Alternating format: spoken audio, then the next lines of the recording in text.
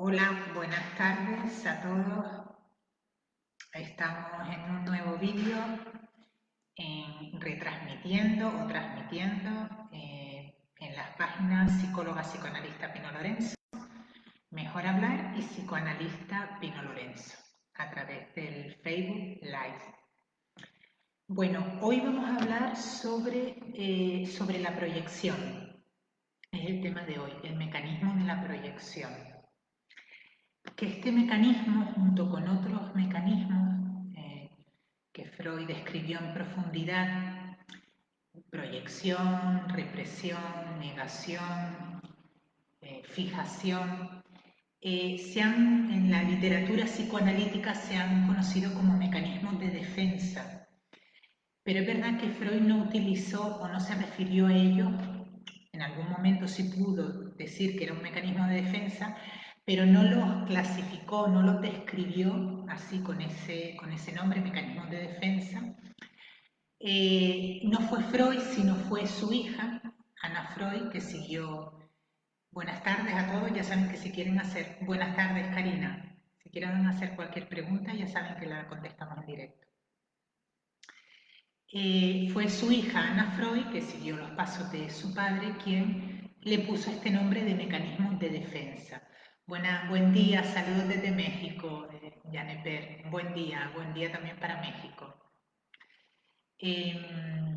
Hola Pino, buenas tardes. Buenas tardes, Juan, desde Tenerife. Aquí estamos, México, Tenerife y Karina, no sé si es de México también o Uruguay, creo. Bueno, no sé. Si quieres decir tu país, Karina. Bien, como digo entonces, es Ana Freud, es su hija la que le da esta terminología, mecanismos de defensa. Y los mecanismos de defensa, o sea, realmente Freud de lo que habló era él habló de la neuropsicosis de defensa, es decir, las neurosis o la psicosis de defensa. Él le dio esa nomenclatura a los trastornos psíquicos más importantes, ¿no? Y al decir de defensa se refería a que la enfermedad de Uruguay, ¿ves? No estaba muy desacertada. Gracias, Karina. Eh, Realmente al decir de defensa lo que ya nos plantea es, nos plantea que frente a la enfermedad, perdón, frente a un conflicto, el yo responde con la enfermedad como forma de defensa.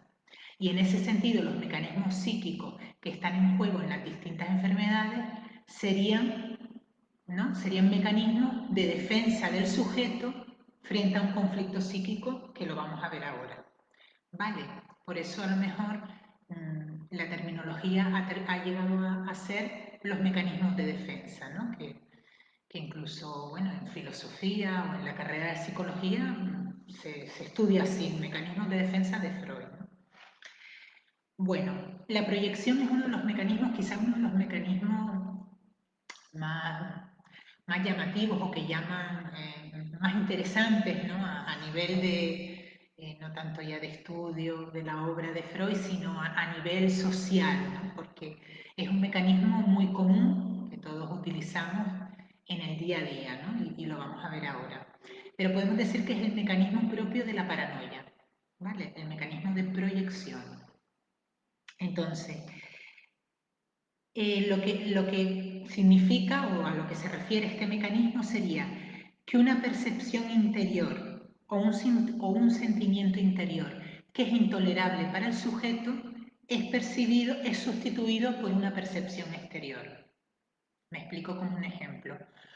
Un sentimiento interior, una percepción interior, un pensamiento, un deseo interior que genera por su contenido, genera un conflicto psíquico al sujeto, ¿no? Por lo que sea, por ejemplo, un sentimiento de hostilidad hacia una persona, hacia quien no corresponde, por ejemplo, ¿no? Hacia nuestro padre, hacia nuestra madre, ¿no?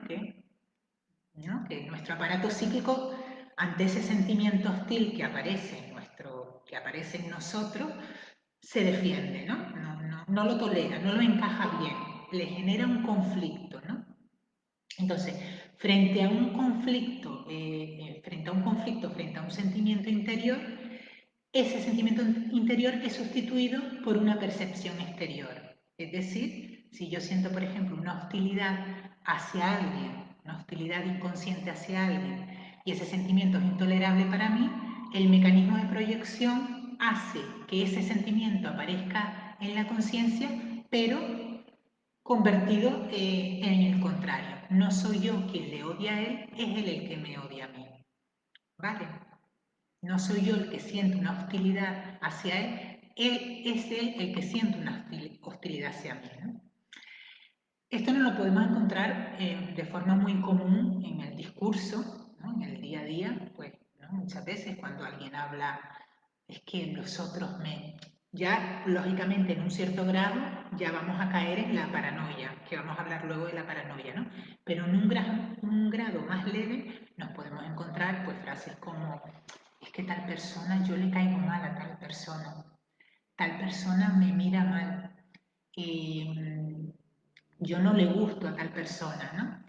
Es una forma de proyectar algo que para nosotros no podemos tolerarlo en primera persona, ese sentimiento no lo podemos tolerar, hace que sea más tolerable colocándolo en el otro, ¿no? Entonces, vale, ¿no? Vendría a decir, no soy yo quien le odia, él es el que me odia, ¿no? Freud incluso llega a decir eso, que es un mecanismo normal, un mecanismo psíquico normal en el funcionamiento normal del adulto sano, ¿no? Y dice que siempre que no buscamos en nosotros mismos la causa de ciertas impresiones sensoriales o sentimientos, sino que la desplazamos al exterior, podemos hablar de proyección. ¿No? Siempre que a las cosas que nos ocurren le damos una causación exterior en lugar de interior, podemos decir que estamos utilizando el mecanismo de la proyección. A veces incluso el mecanismo de la proyección no es ni malo ni bueno, ¿vale? Saben que en psicoanálisis nos juzgamos, es un aparato, es un mecanismo y como tal forma parte de la constitución del sujeto, ¿no? Y es verdad que a veces puede incluso tener una función positiva, por decirlo de alguna manera, más ¿no? desde una psicología más positivista, ¿no? En el sentido que a veces, frente a una situación dolorosa, proyectar un sentimiento que tenemos hacia afuera, en el otro, puede ser que nos haga más llevadera esa situación, ¿no? Por lo tanto, puede ser también funcional este mecanismo, ¿no? Pero en la situación que describí ahora, ¿no? Es cuando la causa de nuestro, de lo que nos pasa en la vida, la ponemos en el exterior, ¿no? Siempre que no buscamos en nosotros mismos las causas de ciertas impresiones sensoriales o sentimientos, sino que lo ponemos fuera, podemos hablar de proyección. A mí me venía el ejemplo muy común, ¿no? De cuando, por ejemplo, alguien dice, aprobé el examen y sin embargo, si suspende el examen, dicen, me suspendieron, ¿no? Es decir, que en lugar de decir suspendí el examen, pues porque no estudié lo suficiente, porque no lo preparé y aunque era un examen difícil, no lo preparé lo suficiente, sin embargo, me es más tolerable cuando hay este sentimiento a lo mejor de fracaso, ¿no? No de fracaso o de error, ¿no? De haber cometido un error en el sentido de no calcule bien los tiempos, no calculé bien la cantidad de estudio que conllevaba aprobar este examen, ¿no? Ahí vendría una crítica, vendría un reproche para el propio sujeto, ¿no? Algo que le puede ser intolerable para el propio sujeto aceptar, ¿no? Aceptar una crítica, ¿no? Un reproche. Entonces, ¿qué hago? Lo pongo fuera. Me suspendieron el examen. Entonces, aquí en este ejemplo se ve muy bien esto que estoy diciendo, ¿no? Vale. Bueno, y sobre todo es muy interesante, a ver, perdón, ahí vale. Proyectamos en todo momento, entonces, no sé si en todo momento, es verdad que, es verdad, la psicoanalista Elena Trujillo lo expresa fantásticamente y a ver si yo soy capaz de hacerlo. Es verdad que sí hay una cosa de proyección constitutiva, en el sentido que el sujeto se constituye desde fuera, ¿no? Es decir, que inicialmente el niño, todo lo que siente, o sea, tiene que pasar un tiempo hasta que el niño tiene que pasar un tiempo hasta que el niño va integrando que él es un sujeto y que hay cosas que le vienen del interior, ¿no? Sentimientos, pensamientos, emociones, ¿no? Eso es una construcción que tiene que hacer el niño en su desarrollo, ¿no? Psíquico. Porque de entrada el niño tiende a ver lo que le viene del exterior. El niño tiende a integrar lo que le viene del exterior, ¿no? Entonces, eso que le viene del exterior a veces puede ser placentero y a veces puede ser displacentero. Entonces, nos dice Elena Trujillo, habría como una primera diferenciación en la constitución psíquica del sujeto, ¿no? Que sería yo y no yo. Yo sería todo aquello que me es agradable y no yo sería todo aquello, en los dos casos viene del exterior, ¿no? Pero yo sería todo aquello que me viene del exterior pero es agradable y no yo, lo exterior, sería todo aquello que me es desagradable, ¿no? Con lo cual la proyección ya está desde el primer momento, es decir, cuando algo nos es desagradable vamos a querer echarlo fuera. Entonces, cuando ya en el niño empiezan a aparecer, o él empieza, no es que empiecen a aparecer, sino ya él empieza a elaborar que hay productos que no todo viene del exterior, ¿no? Que del exterior no solo viene, bueno, todo, pues desde el alimento, los cuidados, la motivación, la ilusión, sino que hay también productos psíquicos que vienen del interior, sensaciones, pensamientos, emociones, ¿no? Cuando el niño ya empieza a constituir, a construir su sujeto psíquico contando con lo interior, ¿no? Aquello que venga del exterior que sea desagradable, lo va a tratar, va a rechazarlo de alguna manera. Con lo cual proyectar, sí, no sé si en todo momento, Karina, pero sí, es una forma de constituirnos como sujetos, ¿no? Proyectar en el exterior aquello que no nos es agradable para el sujeto, ¿no?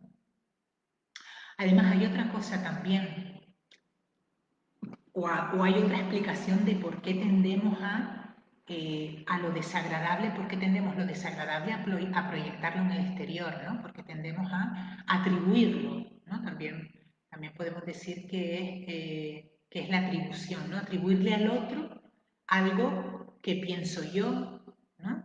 Por ejemplo, tengo un pensamiento determinado, tengo unas creencias determinadas que me generan determinado conflicto inconsciente, ¿no? Y las atribuyo fuera, ¿no? Por ejemplo, esto se ve muy bien. O a veces pueden haber diferentes procesos psíquicos, ¿no? Frente a eso que nos es intolerable. Y una de las formas que tiene de salir es la proyección, ¿no? Yo que sé, por ejemplo, una persona bueno, o algo rígida con su moral, por ejemplo, o con pensamientos, por ejemplo, que no sean del todo sociables, sociables, no, del todo sociales, ¿no? Por ejemplo, que tenga pensamientos xenófobos, por ejemplo, ¿no? Racistas hacia otros, pero que los tenga fuertemente reprimidos. Es probable que ante cualquier situación que esa persona sienta, ¿no? Ese sentimiento homófobo, esas creencias racistas que perdón, xenófobo, que pueda tener, las atribuye al otro. Es el otro el que es racista, ¿no? Y puede eh, insultar o puede acusar a otro de ser racista cuando es él, ¿no? Cuando es él el que es racista, ¿no? Y no pasa nada tampoco, ¿no? Quiero decir, estamos hablando de pensamientos inconscientes, ¿no? Entonces no sé por qué decía esto. Sí, ya sé por qué lo decía. ¿Por qué tendemos entonces a...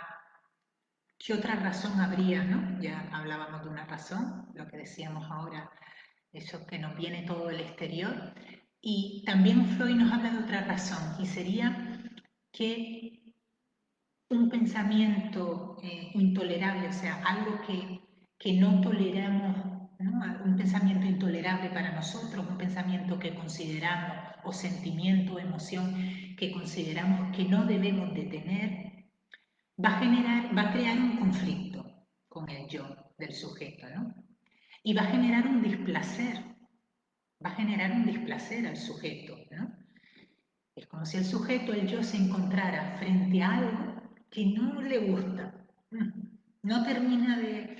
Ese pensamiento, no, todo esto a nivel inconsciente, ese pensamiento xenófobo no me gusta nada, ¿no? Entonces eso le genera un displacer psíquico. Y uno de los principios por los que se rige el aparato psíquico es el principio del placer. Es decir, que toda aquella tensión que genere displacer va a ser, ¿no? Toda aquella tensión psíquica, toda aquella tensión psíquica va a generar displacer en el sujeto. ¿Y qué va a hacer el sujeto psíquico? El sujeto psíquico, más allá del principio del placer, el principio del placer lo que tiende es a eliminar ese displacer. ¿No? Esa sería la experiencia de placer, ¿no? Eliminar ese displacer que me genera, que me genera, que me genera algo desagradable, ¿no? Entonces, mediante el mecanismo de proyección lo pongo fuera y momentáneamente resuelvo ese conflicto, ¿no? No sé si se entiende esta explicación así. Es decir, que hay motivos psíquicos para explicar y para pensar que este es un mecanismo psíquico, la proyección que funciona en nosotros, ¿no? Que funciona en nosotros y tiene unas razones psíquicas de por qué tiene que funcionar, ¿no? Claro, pero de aquí pasamos a, como siempre que venimos hablando en psicoanálisis, es una cuestión de cantidad, ¿no? Siempre decimos, ¿no? La diferencia entre el hombre sano o la mujer sana y el hombre o la mujer neurótico o enfermo mental es una cuestión de cantidad, ¿no? Todos tenemos estos mecanismos, todos tenemos proyecciones sobre los otros, pero si esas proyecciones van cogiendo una intensidad determinada, pueden llegar a convertirse en el trastorno de la paranoia. Entonces, el trastorno de la paranoia que utiliza como principal mecanismo la proyección. Nos dice Freud, no, se pregunta Freud, ¿contra qué se defiende el paranoico? O, bueno, utilizando la nomenclatura que hoy en día se le da a esta estructura patológica, una estructura patológica independiente, ¿vale? La paranoia, trastorno delirante también se le conoce, ¿no? Ya voy con tu pregunta, Karina. Nos dice Freud, ¿contra qué se defiende el paranoico? Nos dice, se defiende contra un deseo homosexual, inconsciente, ¿vale?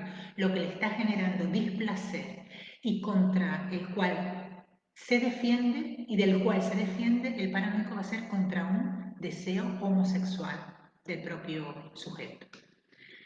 Vale, dice Karina, por eso se habla de los celos. Pueden ser una proyección de un sentimiento inconsciente de la persona que siente celo. Exactamente. Ahora vamos a hablar de uno de los tipos de la paranoia que son los celos delirantes. Si quieres, Karina, como lo vamos a nombrar ahora, ahora, ahora lo vemos, ahora respondo a tu pregunta. Vale, entonces, él nos va a hablar de tres tipos o tres grandes grupos de la paranoia, ¿no? Nos va a hablar, por un lado, de el delirio persecutorio, que es la forma quizá más conocida de la paranoia, ¿no? quien se cree perseguido por alguien o por otras personas, quien se cree observado, quien se cree que pues, le van a matar o le van a envenenar o le van a hacer algún daño, ¿no? Por eso decía, ¿no? Antes, todo es cuestión de cantidad. ¿Quién no ha pensado en algún momento de su vida, tal persona me quiere hacer daño, ¿no? Pero es una cuestión de cantidad, ¿no? El paranoico formaría un delirio de persecución, ¿no? Esa sería una de las formas. Otra de las formas sería la erotomanía, que sería todo lo contrario, ¿no? No es que el otro me quiera matar o me quiera perseguir, sino que el otro me ama, ¿no? Son esos sujetos que proyectan sobre otra persona que normalmente suele ser superior a ellos, puede ser una persona que sea famosa, ¿no? Crean el delirio de que el otro está enamorado, profundamente enamorado de ellos, ¿no? Y la tercera forma serían los celos delirantes, esto que comentábamos ahora. Entonces, Freud nos va a explicar estas tres formas de la paranoia, ¿no? Y cómo interviene el mecanismo de la proyección en estas tres formas de la paranoia. Nos dice, el delirio persecutorio, la primera forma, ¿no? Nos encontramos que en la paranoia el sujeto paranoico se defiende contra un deseo homosexual inconsciente, ¿vale? Un deseo homosexual inconsciente. Entonces, Freud nos pone la frase siguiente. Yo, hombre, amo a él, otro hombre. Él lo pone en masculino, pero lo mismo nos puede valer para el caso femenino, ¿no? Pero lo vamos a hacer según lo pone Freud, ¿no? Yo, hombre, amo a él, otro hombre, ¿no? Esa sería la afirmación. Bueno, pues la paranoia persecutoria consistiría en la modificación de esa frase de la siguiente manera. Primero, no le amo, lo odio, ¿no? La primera, perdón. Sí, perdón. El primer cambio que provoca ante un sentimiento intolerable, ante ese deseo intolerable, sería el cambio en el afecto. No lo amo, lo odio. Y por el mecanismo de la proyección, que coloca fuera algo que es interno, no lo odio, él me odia a mí. O lo odio porque él me odia a mí. ¿Vale? Es decir, él me persigue. ¿Vale? O lo persigo porque él me persigue a mí. ¿Vale? Cambio, podríamos decir que cambio, a ver, perdón. Hay una transformación del afecto, ¿no? Hay una transformación del afecto de amor del amor y al odio, ¿no? Y una transformación de yo le amo, yo le odio y por el mecanismo de la proyección él me odia. Entonces se constituye el delirio persecutorio.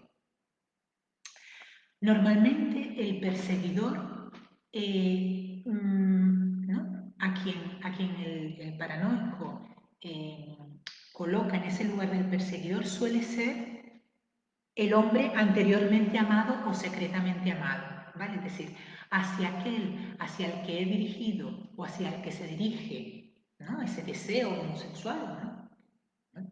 Es un deseo, solo un deseo, ¿no? Sin embargo, a veces la represión de los deseos puede generar, bueno, por supuesto con una intensidad determinada, ¿no? Tiene que ser un deseo con una intensidad determinada para que genere la estructura de una paranoia, ¿no? Pero frente a ese deseo intolerable, el sujeto se defiende con el mecanismo de la paranoia, ¿no? Entonces, normalmente aquel al que secretamente amo es el que convierto en mi perseguidor, ¿vale? Es verdad que a veces en las paranoias, en sujetos paranoicos, pueden aparecer diluidos, ¿vale? Puede no aparecer la figura del que persigue, ¿no? Muchas personas me miran, ¿no? Me siento observado por muchas personas o muchas personas me están queriendo dañarme, ¿no? A veces puede aparecer, podríamos decir que aquí habría más represión, ¿no? Es decir, si aparece el nombre de la persona, ¿no? Pepito me quiere dañar, hay represión, porque hay represión del deseo homosexual, pero sale el nombre, a la conciencia pasa el nombre. Sin embargo, Cuando digo en general es como que habría todavía mucha más depresión que ni tan siquiera puedo situar en la persona a la que secretamente, como decíamos antes, amo. ¿Vale? Bien, esta sería la forma del delirio persecutorio. La segunda forma sería la erotomanía. Volvemos a la frase de la que nos habla Freud, ¿no? La frase contra la que se enfrenta el paranoico. Yo, hombre, le amo a él, hombre, ¿no? Entonces, esa frase se transformaría en este segundo caso. Yo no le amo, a ver, aquí mejor. Yo no le amo a él, amo a ella, ¿no? Esa sería la primera frase, yo no le amo a él, amo a ella. Y por el mecanismo de proyección, ella me ama. Es decir, yo la amo a ella porque ella me ama. ¿Vale? Es decir, que en este segundo caso de paranoia, lo que habría sería una transformación del objeto, ¿no? Yo le amo a él, yo no le amo a él, amo a ella, y una transformación del objeto, ¿no? Él, ella. Y luego por el mecanismo de proyección vuelve a ocurrir lo que antes hacía, ¿no? Proyecto en el exterior algo que yo siento. No soy yo quien la amo, sino es ella la que me ama. ¿Vale? Esa sería la erotomanía. Y luego, en tercer lugar, vendrían los celos delirantes, ¿no? En este caso, habría también, volvería a haber una transformación de la frase inicial, y en este caso la transformación, hemos dicho que en los dos casos anteriores, una ha sido la transformación del afecto, la primera, ¿no? Del amo al odio. En el segundo caso ha sido la transformación del objeto, de él, amo a él, al amo a ella. Y en este caso va a ser la transformación del sujeto. Y la frase quedaría así. Perdón un momento. Vale. La frase quedaría así. No soy yo quien ama a los hombres, o a ese hombre en concreto, si no es por el mecanismo de proyección, perdón, si no es ella la que ama a esos hombres.